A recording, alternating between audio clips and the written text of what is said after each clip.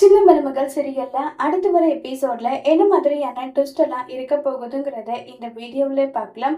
சேது வீட்டுக்கு வராங்க. குழந்தை தமிழ் கிட்ட காட்டிட்டு சேது வீட்டுக்கு வராங்க. உடனே என்ன ஐஸ்வர்யா, உன்னுடைய பிறந்த நாள் மறக்க முடியாத பிறந்த நாளா உனக்கு ஆயிடுச்சான்னு சொல்லிட்டு கேக்குறாங்க. மாமா, நீங்களும் ஆன்டி கூட சேர்ந்து இப்படி ஒரு விஷயத்த மறைப்பீங்கன்னு நான் நினைச்சு கூட பார்க்கல. இது எனக்கு ரொம்பவே டிசப்பாயின்மெண்டா இருக்கு மாமா. நீங்க எதுவுமே சொல்லாம எனக்கு விஷ் ஹாப்பி பர்த்டே ஐஸ்வர்யான்னு சொல்லிட்டு ஒரே ஒரு பிறந்தநாள் வாழ்த்து சொல்லியிருந்தா கூட நான் ரொம்ப சந்தோஷப்பட்டிருப்பேன். ஆனா எல்லா விஷயமும் நீங்க இப்படி தெரிஞ்சே பண்ணிருக்கீங்களே, இது தப்பில்லையா மாமான்னு சொல்லிட்டு கேக்குறாங்க.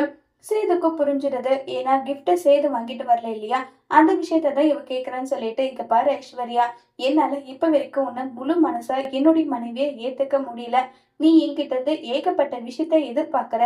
அது என்னால இப்போதைக்கு நிறைவேற்றி கொடுக்க முடியாது. என்னுடைய மனசு மாறுமா இல்லையான்றது எனக்கு தெரியாது. நீ எனக்கு டைம் கொடுன்னு கேட்டிருக்க. ஆனா அதுக்குள்ள மாமா, நீங்க இதை பண்ணணும்னு நான் எதிர்பார்த்தேன், அதை பண்ணணும்னு எதிர்பார்த்தேன்னு சொல்லி என்னை ஒரு மாதிரி ப்ரெஷர்ல தள்ளுற. எனக்கு யாரு என்ன பண்றதுன்னு தெரியல. அது பத்தாதுன்னு சொல்லிட்டு சின்னம்மா ஐஸ்வர்யாவுக்கு இது பண்ணு, ஐஸ்வர்யாவுக்கு அதை பண்ணுன்னு சொல்றாங்க. என்னால அப்படியெல்லாம் இருக்க முடியாது ஐஸ்வர்யா. இப்ப நான் ஆனஸ்டா சொல்றேன். இங்க பாரு ஐஸ்வர்யா, உன்னை விரும்பி நான் கல்யாணம் பண்ணல. நான் தமிழ் மேல இருந்த கோபத்தினால நான் உன்னை கல்யாணம் பண்ணிக்கிட்டேன். அவ்வளவுதான். அதுவும் இந்த கல்யாணம் என் அப்பாவோட விருப்பத்துக்கு ஏத்த மாதிரி தான் நடந்தது தவிர என்னுடைய விருப்பத்துக்கு நடக்கல. தயவு செஞ்சு புரிஞ்சுக்கோ ஐஸ்வர்யான்னு சொல்லிட்டு சரி இத்தனை நாளா மனசுல ஒளிச்சு வச்சிருந்த எல்லா விஷயத்தையுமே சொல்லிட்டு போயிடுறாங்க. இதை கேட்ட ஐஸ்வர்யாவுக்கு அவ்வளவு வருத்தமா இருக்கு. ரொம்பவே ஃபீல் பண்ணிட்டு ஐஸ்வர்யா கதறி அழுதுட்டு இருக்காங்க. உடனே அந்த இடத்துக்கு சித்ரா வராங்க. ஐஸ்வர்யா, தயவு செஞ்சு மன்னிச்சிடு. உன்னை பிறந்தநாள் அதுவும் டிசப்பாயின்மெண்ட் பண்ணக்கூடாதுன்றதுனாலதான் சேது இப்படி ஒரு விஷயம் பண்ண மாட்டான்னு தெரியும். உன்னை எதுக்காக கஷ்டப்படுத்தணுன்றதுக்காக நான் இப்படி பண்ணிட்டேன். தயவு செஞ்சு மன்னிச்சிடுன்னு சொல்லிட்டு சித்ரால இருந்து எல்லாருமே மன்னிப்பு கேக்குறாங்க.